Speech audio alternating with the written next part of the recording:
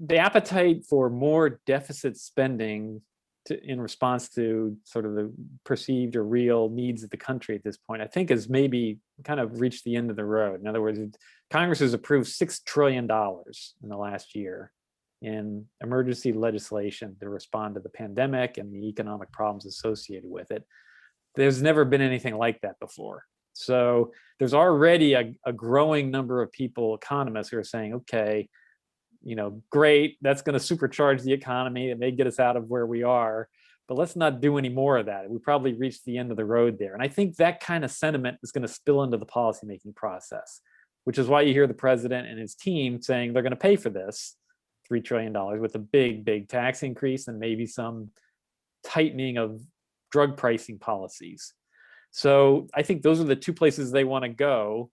And they're going to try to get us the offsets as big as they can possibly get it from those two sources and use that to pay for a big infrastructure package. I think that's sort of where they're headed.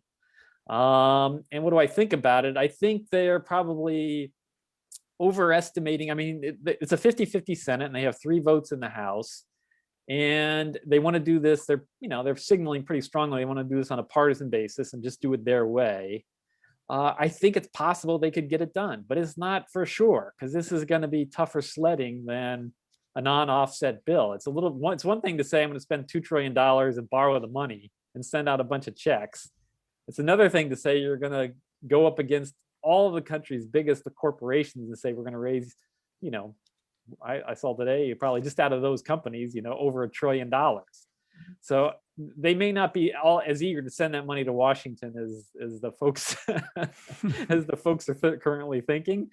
And so, there'll be a fight, and it's possible they can win and still get a big, big bill through on a partisan basis. But I think it's going to be tougher sledding than maybe some people are thinking at the moment.